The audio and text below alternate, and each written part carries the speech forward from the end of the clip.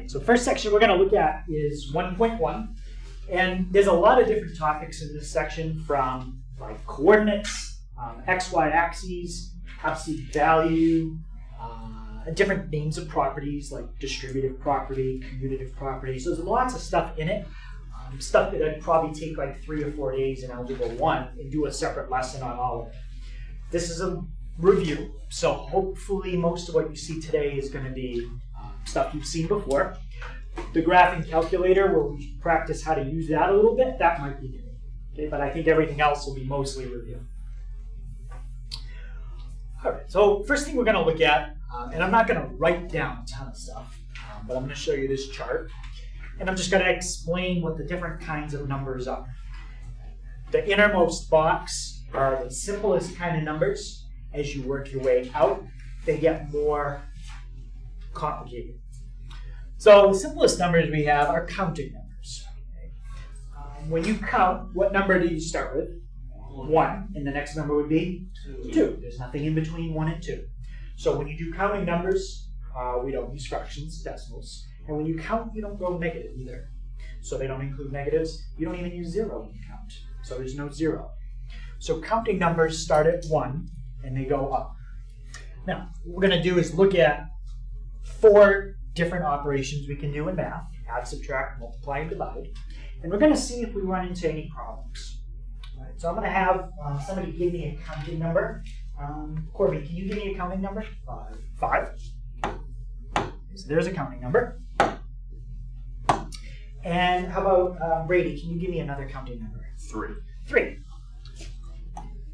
Okay. Let's add them together and see what happens. If you add 3 and 5 together, do you get a counting number as the answer? Yes. Yeah, you get 8. 8 is definitely a counting number. If you were counting, you might get 8. How about instead of add, if we multiply? 3 times 5?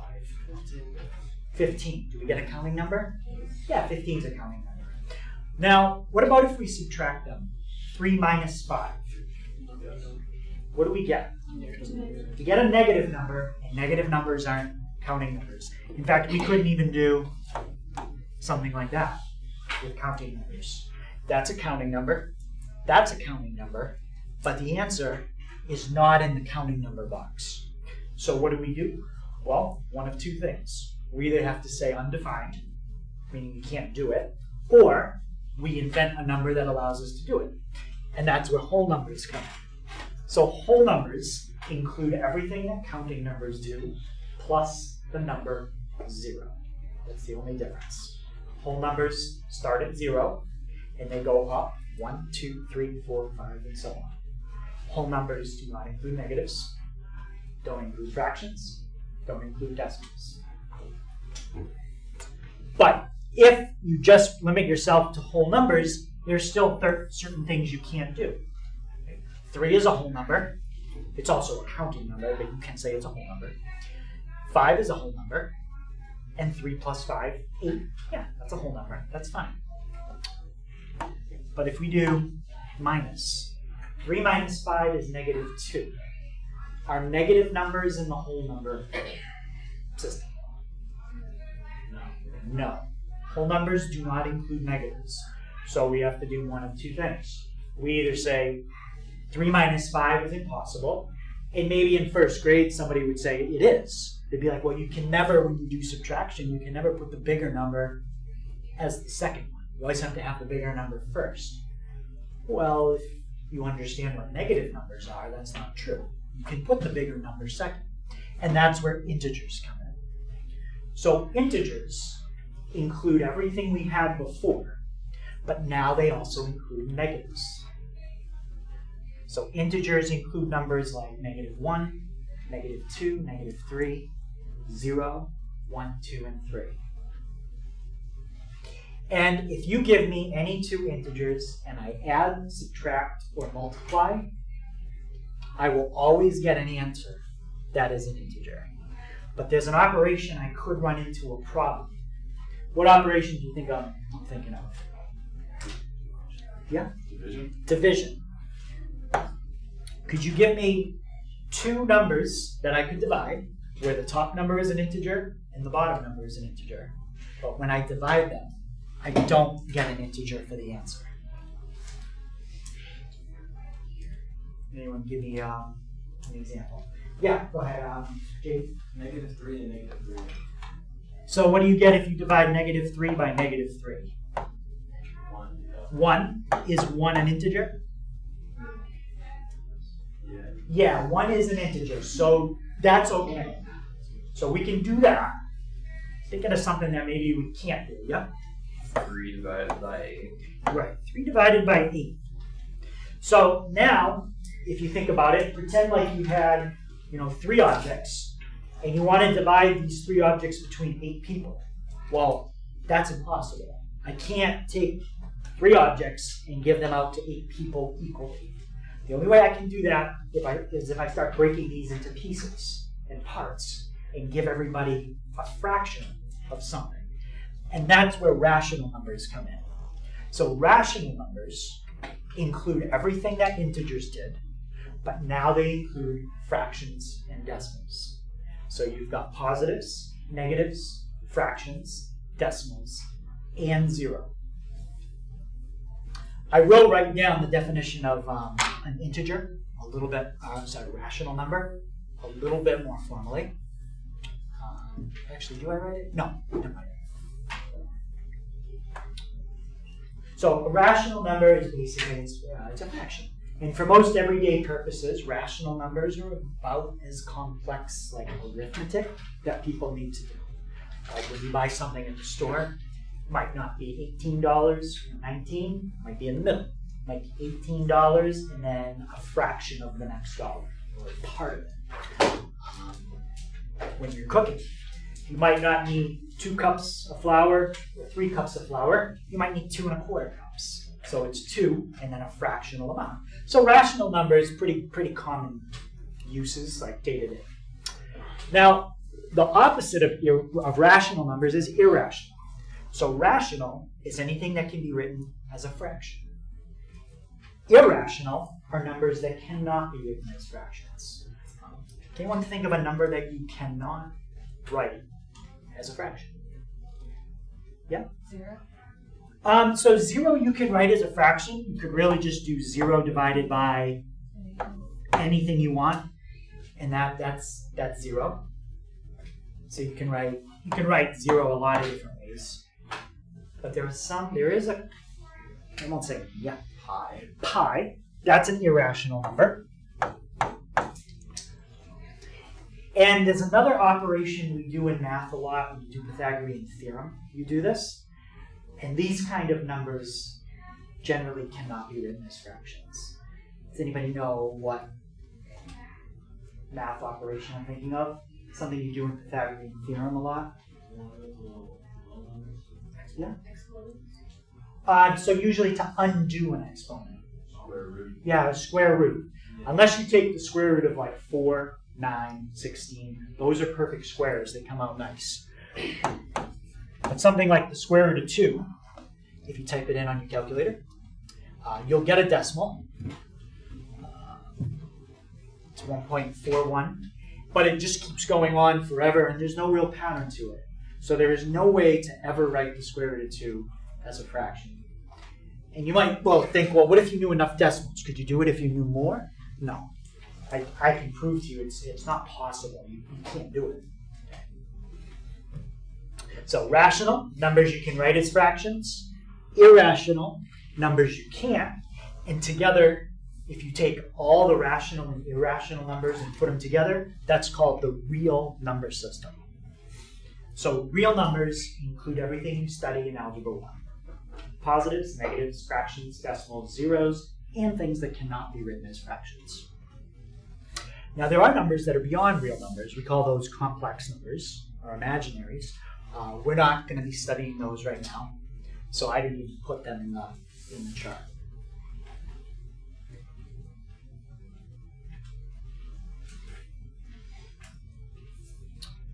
Okay, so a couple different symbols that we use to represent number sets. If you're talking about real numbers, you can use this capital R with like this extra line on the left side. They all kind of have an extra line in them. That's how our book writes it. I think the R makes sense for real numbers.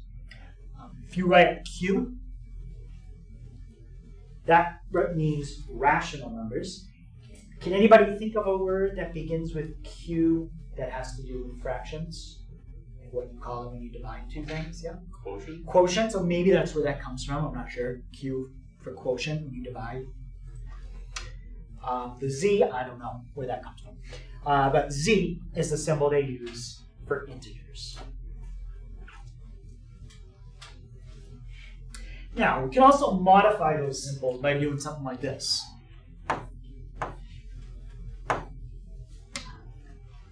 What do you think that means? If Z meant integers, what do you think Z with a plus sign means? Yeah?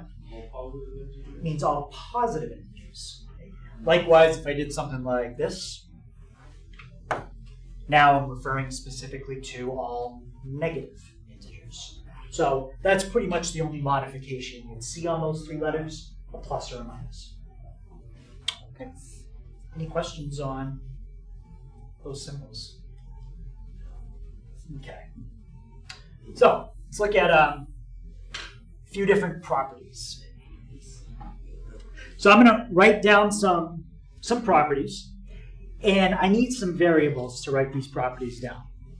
The variables that I'm going to use are ABC, and these properties that I'm about to write down, they work for any real number. Positives, negatives, fractions, decimals, things that can't be written as fractions, anything. They work for anything. And what I'm going to do is I'll show you the name of the property, and then I'll ask if somebody can tell me maybe what that property means. So the first one is commutative. Does anybody remember what that property means, like for, let's say for addition? You can tell me what it means, you just give me an example. Yeah, great. It means that no matter what order the configuration is, you can still get the same answer. All right, yeah, so you can change the order. And the way I remember it, commutative, commute means to go back and forth between two things, change places, you go from work to home, commute. And that's exactly what happens here. The A and the B change places. Now, does that property work for multiplication? Is A times B the same as B times A? Yeah, it still does work for multiplication. Does it work for subtraction? No. There is no commutative property for subtraction. There also isn't one for division. I'm not going to write it down for multiplication, but it does work. Associative. Does anyone remember what associative means?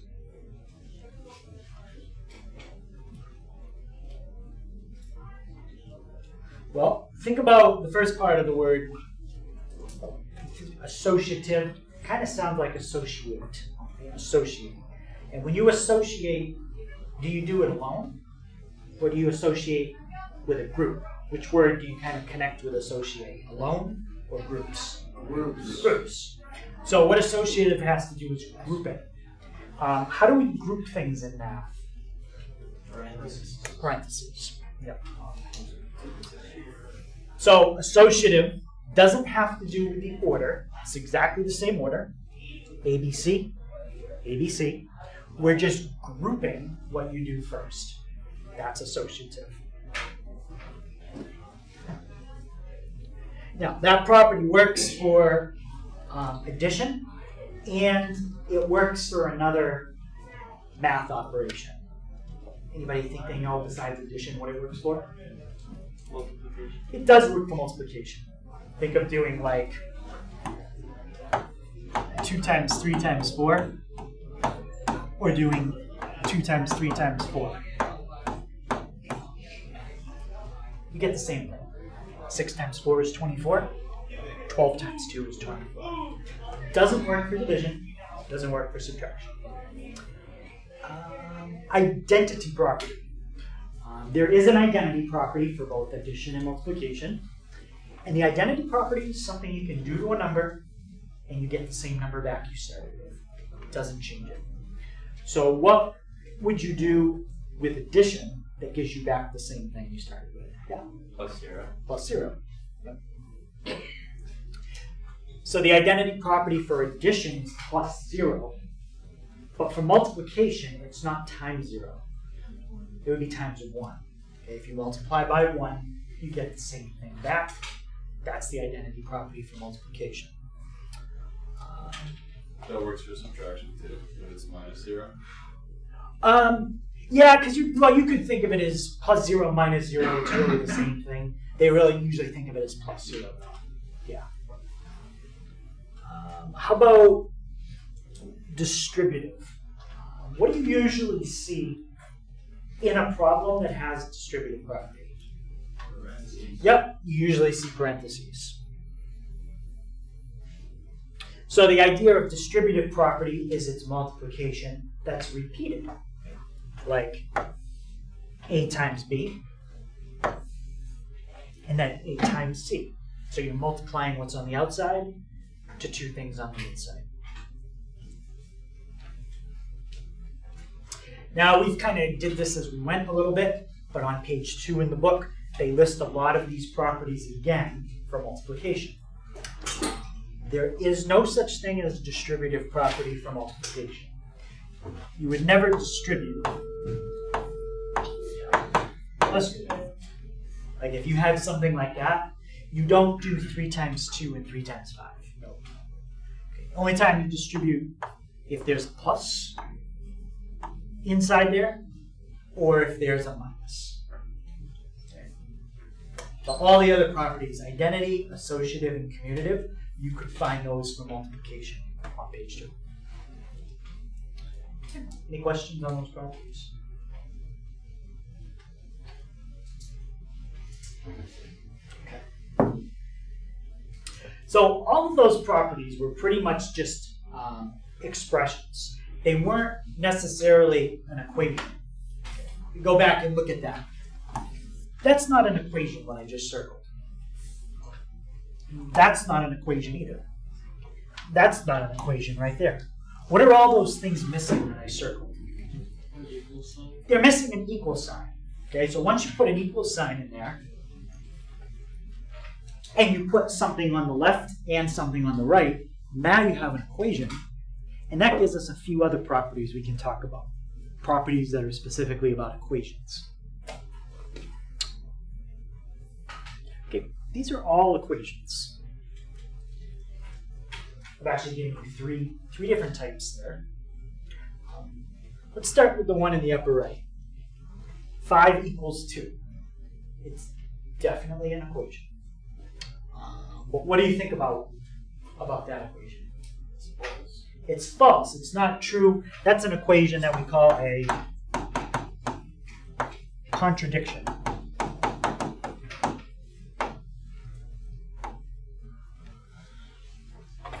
That's a contradiction. And in Algebra 1, sometimes when you solve an equation, you can end up with something like that. Like if you had 3x plus 5 equals 3x plus 2. If you go to solve that equation and subtract 3x from both sides, you're going to end up with 5 equals 2. It means it's an equation with no solution. It's a contradiction. How about that equation? 3 plus 4 equals 2 plus 5. Yeah, that makes sense. That makes sense, right? That's true. That's called an identity. Identity. So that's an equation that is true no matter what. It's the opposite of the equation we just looked at. That equation was always false. You could never make it true. This equation is always true. And how about the first one? 2x equals 12. Is that true or false? That's It true. could be. Could be either. It could be either. It depends on what you pick for x. So that's called a conditional equation. And a conditional equation means that there is a condition that could make it true. The condition in this case is let x equal 6. Okay, but three different types of of equations.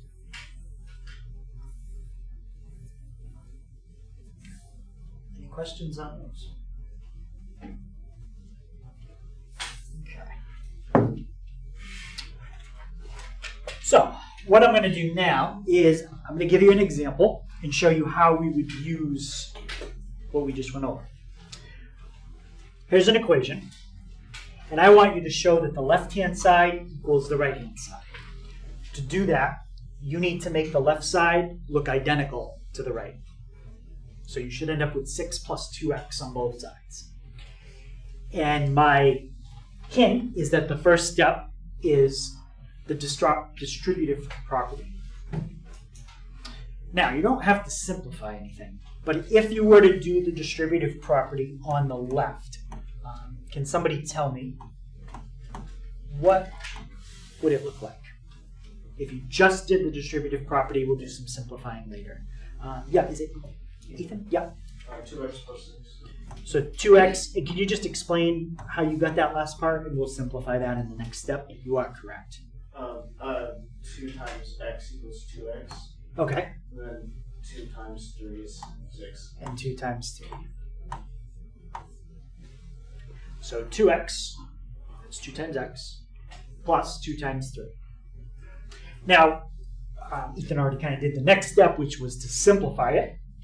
So we can simplify 2 times 3 as 6.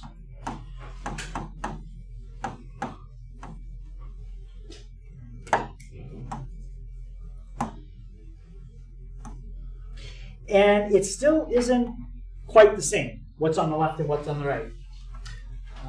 Actually, this time, I'll ask you for the property name. What property would allow me to make the left side look just like the right? And yeah, The commutative property. yeah, that's the commutative property. We can switch the order that we add two things in. And then on the left, you've got 6 plus 2x. On the right, you've got 6 plus 2x. Perfect. That shows that they are the same.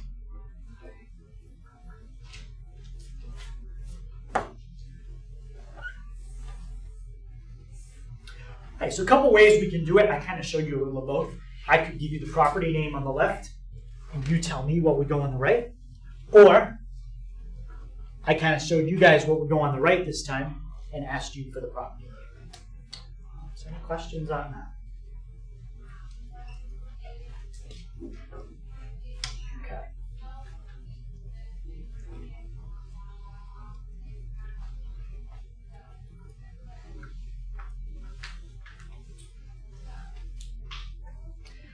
So now we're going to take a little bit of a review of what a coordinate system is. We'll start out one-dimensional, and then we'll go two-dimensional. When you create a one-dimensional coordinate system, we usually call it a number line. Which way do your positive numbers go? Right. Right? Negatives? Left. Left? And what would you call the very middle where you put 0? Origin. That's called the origin. Yep. Now, once we kind of establish this idea of a number line, numbers now have what we call position. Right? I could say that this number that I just circled is to the left of this number. And if on a number line, one number is to the left of another number, that means something about it. What does that mean in general? If something is to the left of another number? It's less than. It's less than, yes. It means it's less than. And there's 4 different symbols that we can use to describe the relationship between two numbers. Okay, here's the 4 symbols. And those symbols, individually, they each have a name, but they also have a name as a group. Does anybody know what you call these 4 symbols? Yeah. Less than, this is an order. So yes, they have names individually, but I'm looking for the name of all of them as a group. Oh. These are called blank symbols. Yep. Inequality. Inequality. Yep. So these are called inequality symbols. And now I'll go through the names of them. So Brady, you were going to tell me Oh, yeah. the names. Less than or equal to, greater than or equal to. Yep. And those are the four symbols that we can use when we describe numbers on a number line. If something's to the left, it's less than. If it's to the right, it's greater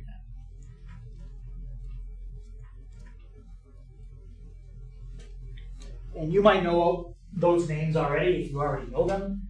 Maybe you don't need to write them. But just make sure you know what they are.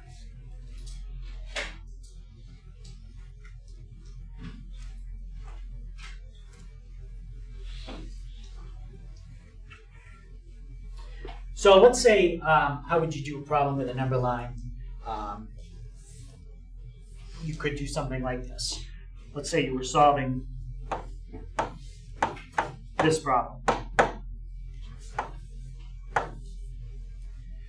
2 times x in absolute values equals 8. Well, you'd end up with 2 answers to this. As long as what's inside these bars comes out to one of 2 things, both of them will equal 8 when you take the absolute value. What's one number you can take the absolute value of, and you'll get 8 as the answer? Yeah? So a number you can take the absolute value of that would give you 8 as the answer. Don't worry about what x is. Just the what number has an absolute value of 8? 8 or negative 8. So as long as what's inside here comes out to 8 or negative 8, it would work. So one answer, yep, is 4. And what would be the other answer? Negative 4. So what we could do on a number line, we could graph the 2 solutions. So set up your number line. All you have to do to graph solutions is put a dot on each solution. Now that's not an inequality, that's an equality. Okay, we graph the solutions by putting a dot. Sometimes we'll graph inequalities, and that's what we'll look at next. And if you don't remember how to solve absolute value equations, we'll review that, not today, but at some point. So when you want to graph an inequality on a number line, 2 things you need to do. First, you need to decide what kind of circle do you use on the number line. There's generally 2 types of circles, either an open circle or a closed circle. You're going to use an open circle anytime you have a greater than or a less than, and a closed circle anytime you have the greater than or equal to or less than or equal to.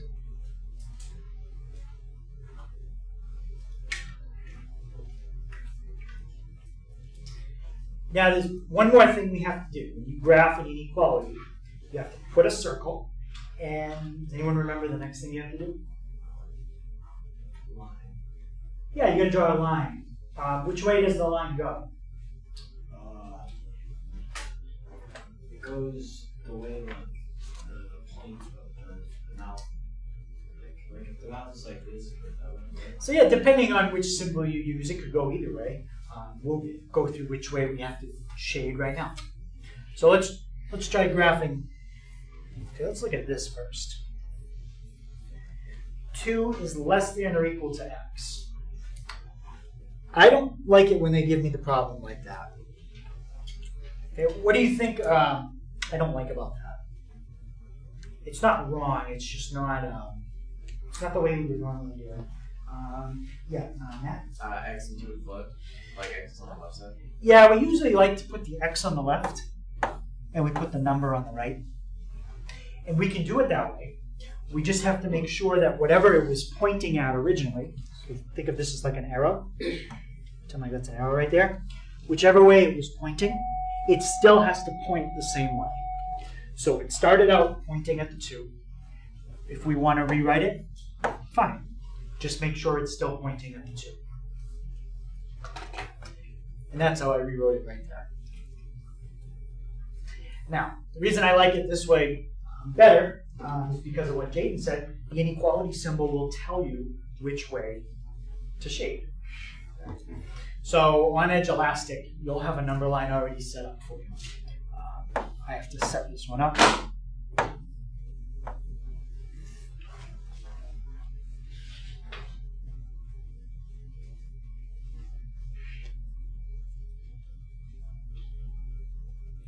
And the first thing we have to decide is what kind of circle would we put on 2?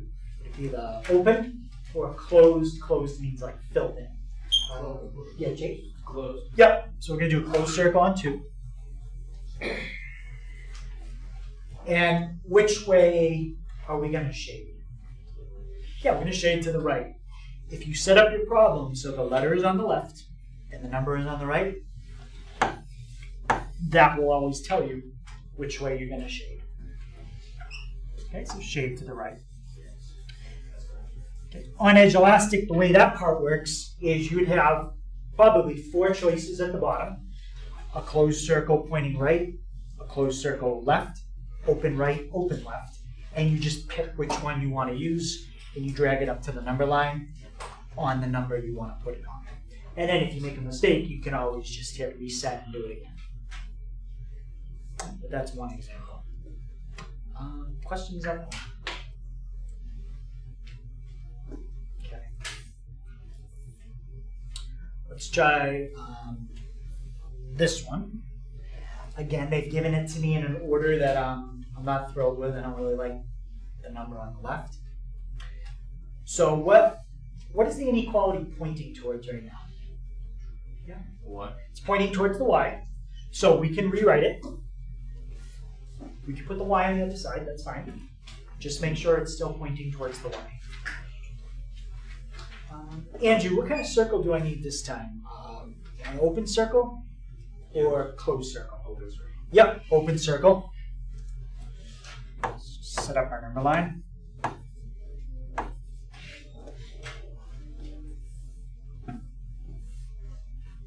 And we're going to put an open circle. Ethan, what number is the open circle going to go on?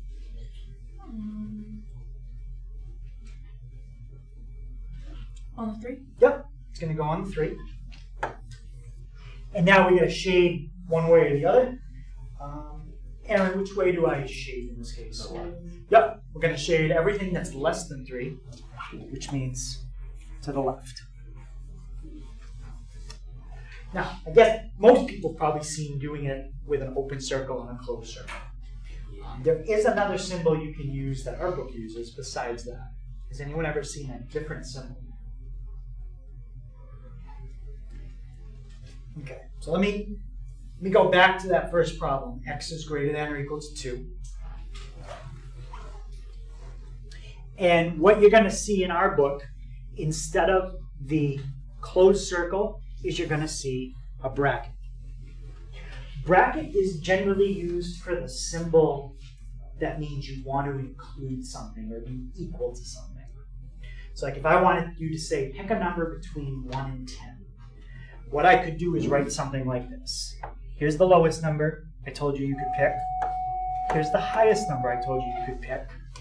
And if I said I want you to include numbers between 1 and 10, and you can include the 1 and the 10, I could do a bracket symbol like that. Bracket means can be equal to. So let me show you how it would look if you did something on a number line. Okay, everything greater than or equal to 2. All right. So this time, it's greater than or equal to. Instead of using a closed circle, we're going to use a bracket. But you have to use the bracket that faces the way you're going to shade. We already know we shade to the right. So this is the bracket you should use, facing the way you're going to shade. And you do it just like this. Here's your bracket, and then shade to the right. On Edge Elastic, when you do graphing, it's always going to be open circle or closed circle. But what you might see in a multiple choice question is a picture, just like that. And I ask you, what does that picture mean? And then you'd have to tell me what's up above. So bracket means closed circle. This one was an open circle. Does anybody have a guess what symbol we could use for open circle instead of bracket? Instead of open circle. It's not a bracket. Parentheses. We can use a parenthesis. So parenthesis means you cannot include. Right? It means strictly like greater than or less than. So let's say I said to you, I want you to pick a number from 1 to 10. You cannot pick 1 and you cannot pick 10. One way I could do that is like this. That's the lowest number you can pick. That's the highest number you can pick. Parenthesis here means you cannot include it. And parenthesis here would also mean you can't include it. So that one kind of looks like a coordinate. It's not a coordinate. You don't know that from the problem. But parenthesis means do not include what's at this number. So if you look at it on the number line,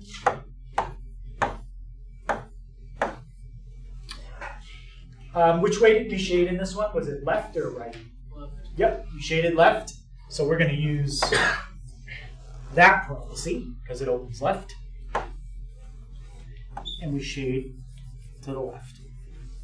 Right? So just a different way of graphing besides open and close circle. Question on that one? All right, so one more graphing one, a little bit different, is this one. There's a word when you read this that you usually say. Does anybody know what word in math is connected with that one? Yeah? And. This is what we call a conjunction. This is an and. It's basically the same as saying this. It's a shorter way to take two things that are connected with the word and put them together. Okay, how do you do it? Well, if you gave me this and you said to put all of it together, there's two ways you can do it. I usually put the smaller number on the left, put the bigger number on the right, put the letter in the middle. Then make sure everything points towards the smaller number. How do I know it's an equal to? Well, the original problem had equal to. That's one way to combine those two things together into one. Or you can flip everything. You put the letter in the middle. You can put the bigger number on the left. You can put the smaller number on the right. But then what do you think I'd put in the two blank spots this time? You just flip the sign. I have to flip the signs. And this means exactly the same thing. And the way you can see it is just kind of like break it down like this. There's one of them. X is greater than or equal to 2. That's the first one. And the second one is right there. It has an X and a 9, and it's pointing at the X. X, 9, and it's pointing at the X. So there's the two separated out and combined together. Okay, and that's called a conjunction or an and. Let's graph that one. So I don't have a big enough number line. So let's go by 2's.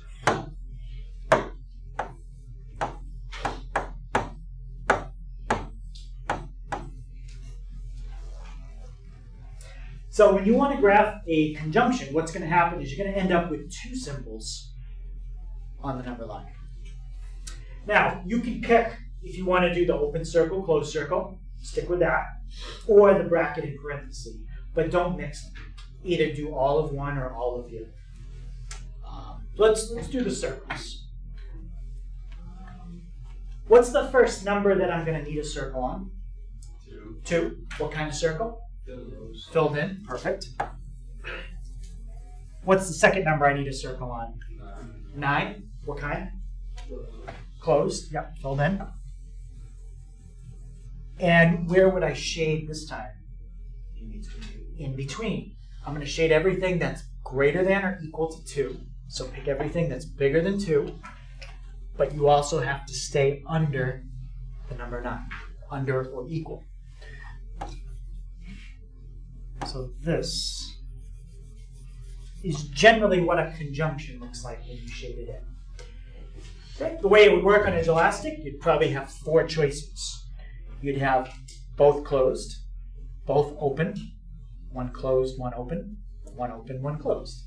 And you just pick which one you want to use and you drag it up to the number line. And then you can drag this point wherever you want to put it. And same with the upper point. Okay, but I'll help you with that on Inelastic. Any questions on that? Okay, so I think that pretty much covers graphing on a number line. One thing we do talk about sometimes is absolute value, and that has to do with how far away something is from 0. Now, whenever you measure distance, what kind of number is distance all of the time? Positive. Right, it's always positive, or it could be, what else could it be besides positive? Negative. 0. It could be 0. Okay, so the distance could be 0 or positive. You'll never get a negative answer when you do absolute value. So let's start with, try this one. Absolute value of 6. How far is the number 6 away from the number 0 on a number line? How much? 6. Yeah, 6. Okay, how about -3? How far is -3? That would be like over here somewhere. Yeah, it's 3 units away from 0 on the number line.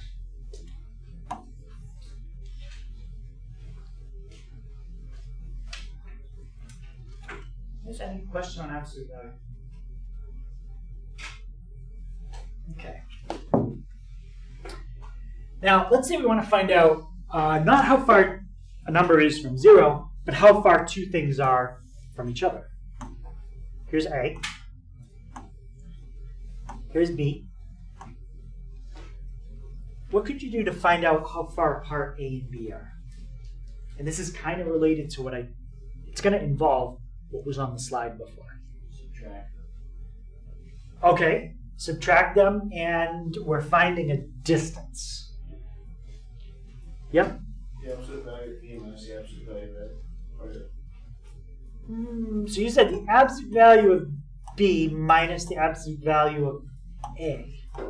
Not quite. You're close. Anyone have another guess?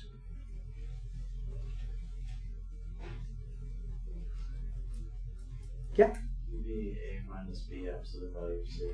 Yeah, A minus B and then the absolute value around the whole thing. Yeah. Now, technically, if you do B minus A, it won't make a difference. You might say, well, wait a minute, I thought you said with commutative property, if you subtract them in a different order, it makes a difference. Yes, it'll make a difference inside. But then when you take the absolute value, it won't matter. Okay, so to find the distance between 2 points on a number line or any two numbers, subtract the two numbers and then take the absolute value. Let's try this one. Okay, in this case, what would be A? -2. Sure, -2. So there's my A. What's B?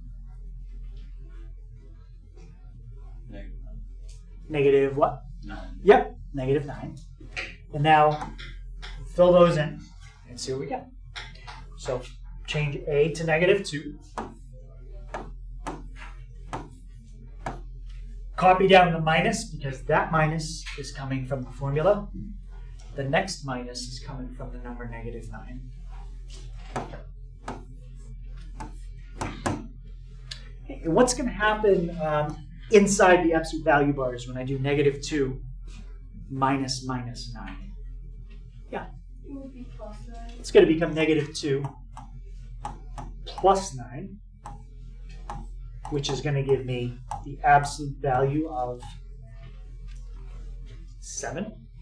And the absolute value of 7 is 7. So that means on a number line, -2 and -9 are 7 units apart. Any question on that?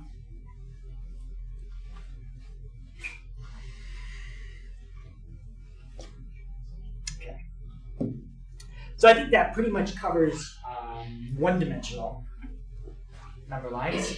Now we're going to talk about two-dimensional.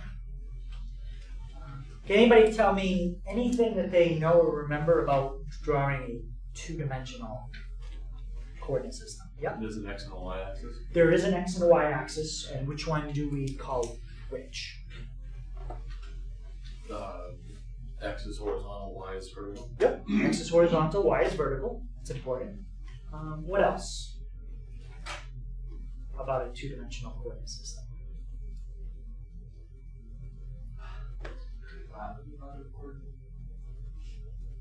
What is your question? Something else about a two-dimensional coordinate system? The points have two numbers. Okay, so to specify a location, we have two numbers. One of them is an X, one of them is a Y. What do we call that thing that specifies a location? Yep. Well, there's 4 quadrants, and the top ones are positive and the lower ones are negative. Okay, so we have the 4 quadrants. Yep, that's important. Yep. That is called a coordinate point, that location. Yep, that's called a coordinate, or specifically for 2D, it's called an ordered pair. Going back to the quadrants for a second, the quadrants are numbered. Does anybody know where the numbering starts? 1 is the top right. Yep, and then where's 2? 2 is no, is it the bottom right? That's right below it. Top left. Yep. No, it's not below it. Top left is 2, and then 3. It goes counterclockwise. 1, 2, 3, 4. I think somebody mentioned this as well. There is a certain direction that's positive and negative. We didn't mention that the middle was called the origin, but I think we mentioned it last time with number line.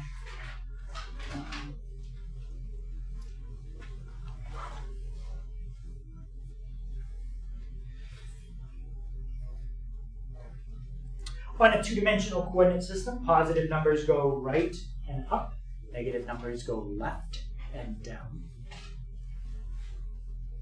And the way you specify a location is with something called a coordinate. X has to come before Y. X is your horizontal distance from the origin, either left or right, and Y is the vertical distance, up or down.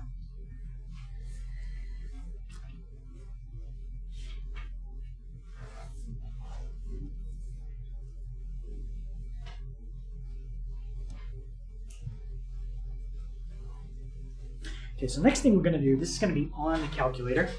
We are going to graph something on a coordinate plane.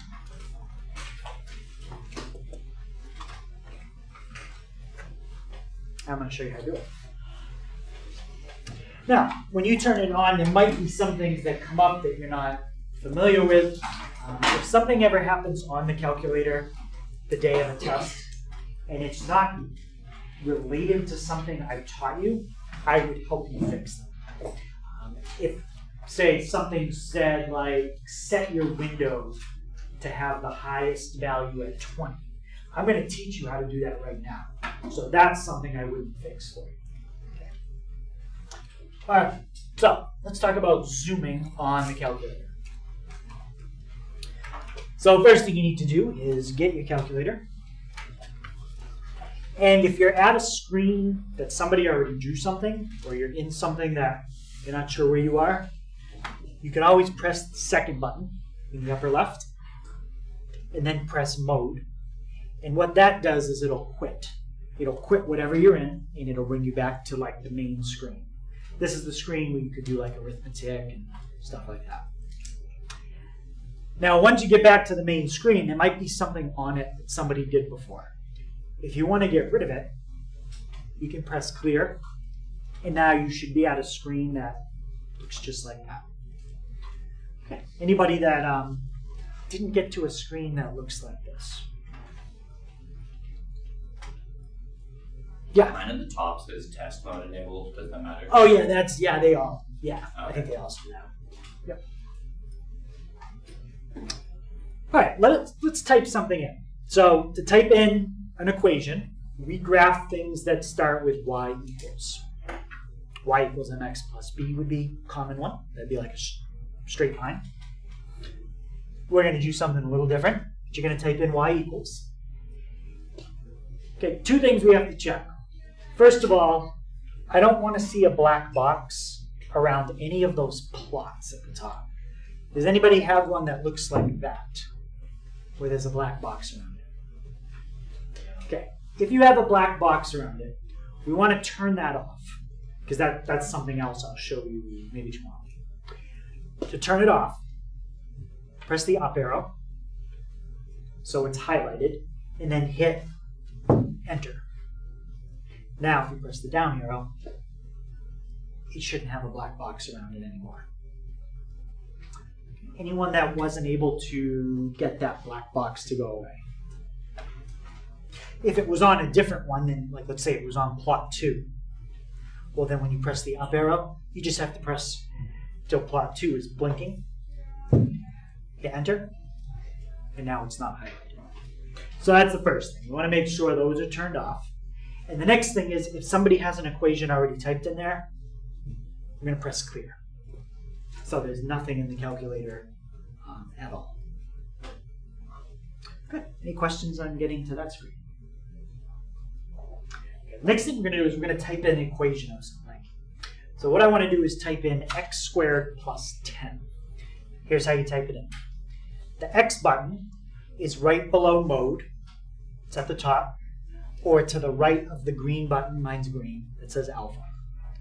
That's the X button. The squared button is the 5th one down on the left-hand side. There's other ways to type in squared. That's the easiest. X squared. And then I said to type in plus 10. So we're going to hit plus. That's the symbol right above enter. And then type in 10. And just leave it right at that screen. Any questions on getting x squared plus 10 typed in? Before you graph anything, we always want to check our zoom or our window. So we're gonna check the zoom this time. And to make sure everyone's looking at exactly the same screen, we're going to do what's called zoom 6. Zoom 6 will set your x-axis to go from -10 to 10 and your y-axis -10 to 10. It's the size of the screen it's going to do. So on zoom, press the zoom button. It's the 3rd one from the left on the top, and then press 6.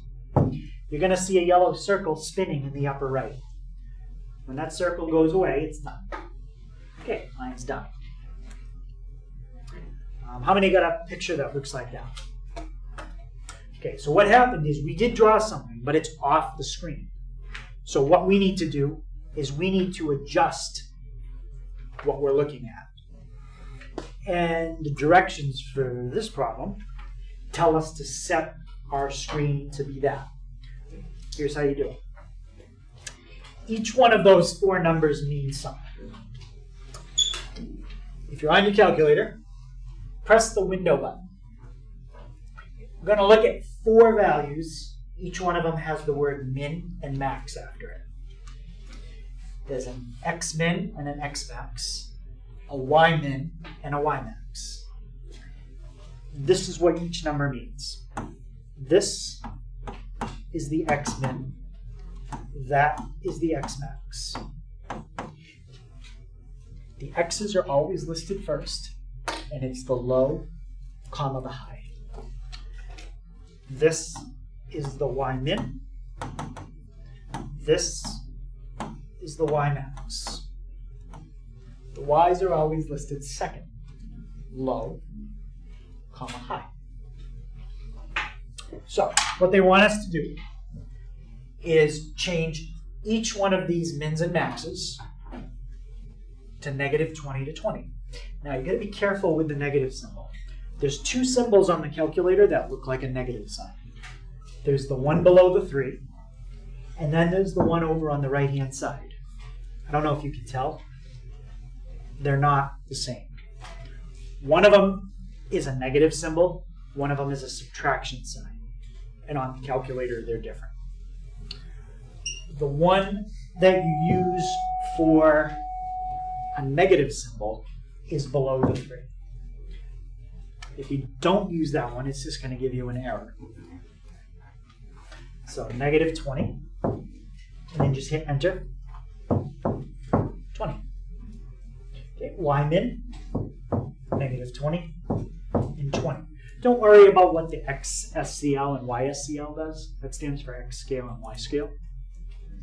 It's basically it's how often you see a tick mark on the screen. This is going to show a tick mark every 1 unit. So there's going to be a lot of them, because from negative 20 to 20, that's 40 tick marks. Oh, yeah. Okay, any questions on getting those numbers typed in on your window? Okay, now, when you hit graph, if you set it correctly, you should see a picture that looks like that. How many people got a picture of a U-shape like that? You got it? Good.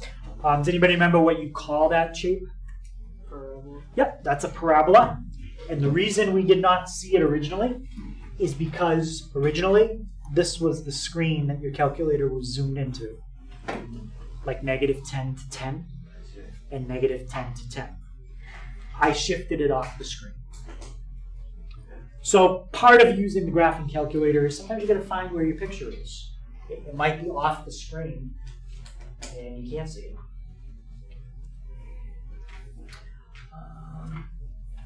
Yeah, and that's it for that. I'll show you what happens if you change the scale. Like if I do this, you're going to see a lot less tick marks now. It's only going to put one every 5 units. 5, 10, 15, 20. I never really change the scale because I'm never sitting here and like counting tick marks, especially if it gets into like the hundreds. There'd be too many to count anyway. Yeah. Mine is a little different. At least it shows some. Okay.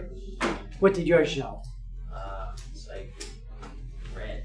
And it's like, Okay, did you turn off plot 1 at the top? Because you've got this plot 1, 2, 3. Does one of them have a black box on it? how do I get back to that? Press Y equals. And one of them has a black box on it, right?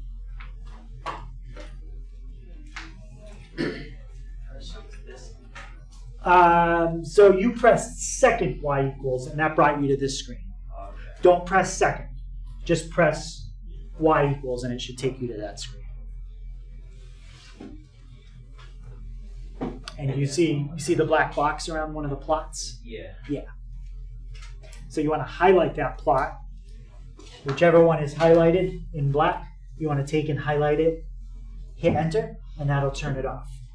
And the reason that yours came up red, one of two things. You either typed it in on Y2, which is okay. Y2 color of that one is red. Or somebody went over to where you can change the color. They hit enter, and they change the color to red. So you can change the color. Not really something I ever bother with, but I changed the color. don't worry about it. You just highlight that and you hit enter, but you'll never need to change the color. You can also make the line thicker or thinner. Ooh, I want to make mine thick. You can make it dotted, so now it's going to look dotted. I probably didn't hit enter to save it. Yeah, I didn't save it. But if I hit save when I put it on dotted, hit OK. Now it'll show it as a dotted line. So we'll use some of those things occasionally, but you don't have to know how to make it dotted or anything like that. Okay. Any questions on what we just did there? Okay, so once you're done, graphing whatever you want it to graph, what I usually do is press second and quit. That'll bring you back to the main screen. And if we're all done using it, which we are, you can press second and then press off, and that'll turn it off. You can keep it at your desk right now, but that's how you turn it off. Okay, so that's what I want to show you on the calculator today. Okay, last two things. So just like we talked about finding distance between 2 points on a number line, we could do the same thing on a coordinate plane. So let's say you had something like this. Okay, so here's a grid, and I want to find the distance between this point and that point. Well, it's not as easy as just counting like they're on a number line, because I can't count on a diagonal. If it was between here and here, then I could count 1, 2, 3. That would be fine. But I want to find that distance, just like that. Yeah. I'm not sure if this is the way you want us to do it, but you could turn it into a right triangle and then do Pythagoreans. Yeah, it's basically, that's what the distance formula is. The distance formula first has you find the length of this side. Then it has you find the length of this side. And once you know those two sides, you can use the Pythagorean theorem. Because those distances are easy to find. What did we say earlier? When you want to find the distance between, say, this point and this point, what do you do with the two values? Like if this is at 2 and this is at 10? Subtract them, right? So that would be like a distance of 8. So let's look at the distance formula and see if we can see if there's subtraction in it and some parts of the Pythagorean theorem. So here's 2 points. Okay, I just didn't label them with numbers. And there's the distance formula. This part gives you the length of the base. When you subtract 2x values, you get the horizontal distance. When you subtract the 2 y values, you get the vertical distance. And then, when you square them, add them up and take the square root, that's the Pythagorean theorem. The Pythagorean theorem says you square 2 things together, add them up and take the square root. And that gives you the length of that line in black.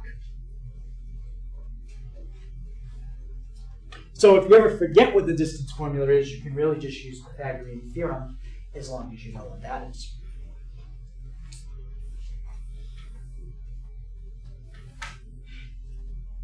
Okay. So what I like to do first is set everything up, because there's a lot of symbols.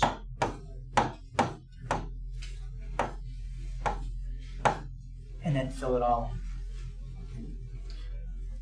Okay, so you've got a choice when you start out. What's x1? 1. Could be 1, or it could be 5. Let's just go with 1. Now, we don't really have any other choices. If x1 is 1, what does x2 have to be? 5. That's got to be 5. How about y1? 4. And y2? 6. Good. Okay, so simplify that. 1 minus 5 gives me -4. And what about when you square -4? 16. And 4 minus 6? -2. And what about when you square -2? 4. So you get the square root of 20. But anytime we have a square root that can be simplified, we need to simplify it. Does anybody know what that simplifies to? Yeah? 2 2 square roots of 5. Yep, it simplifies to 2 square roots of 5. If you're not sure how to do it, there's a lot of ways to do it.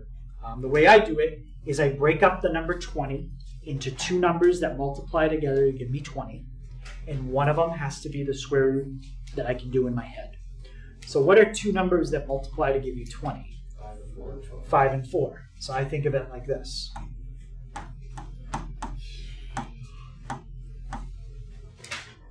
Four times 5 is 20. And then I can take the square root of the first one and get 2. Square root of 5. Lots of different ways you can do that.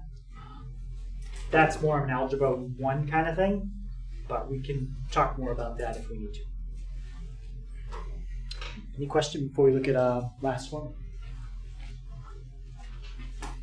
Okay, last formula, same idea. They're going to give you 2 coordinates, but you're not going to find out how far apart they are.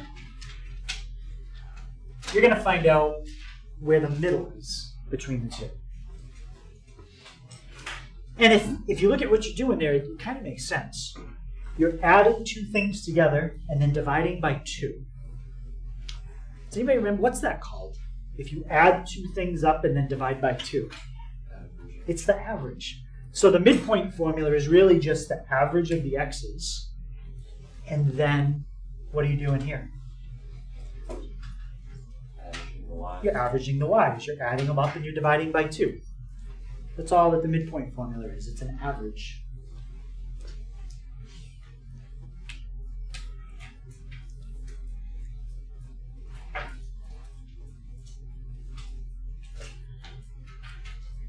Okay, so let's finish up by finding the midpoint between those 2 coordinates. I'll do it up above because I've got a little more space up there. Corbin, what are my x values here? -5 and 3. Yep, so we're going to add them up and divide by 2. And Riley, what are my y values? 2 plus 7. Yep, 2 and 7, so add them up. Divide by 2.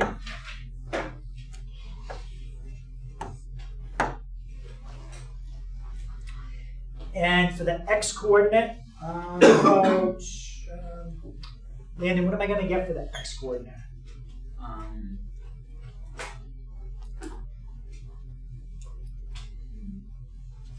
-1. Yep, you're going to get -2 divided by 2. So you get -1. And for the y coordinate, what do we get for that one? Yeah. 4.5. Yep, 4.5. You can leave it as 9/2. Either way. Okay, so lots of different topics in that first section. Hopefully the only new thing was maybe the calculator. But that's it for the first section. Okay, so that's homework for tonight. So remember, you can find the PDF on Schoology, but those are the problems from page 11. So 3 through 11 odd, 12 and 15, 20 to 22, that's all, because it doesn't say odd, and then 28, 31, and 44. Okay, I will put that on YouTube, so you'll be able to get it on there, or I would probably just write it down right now.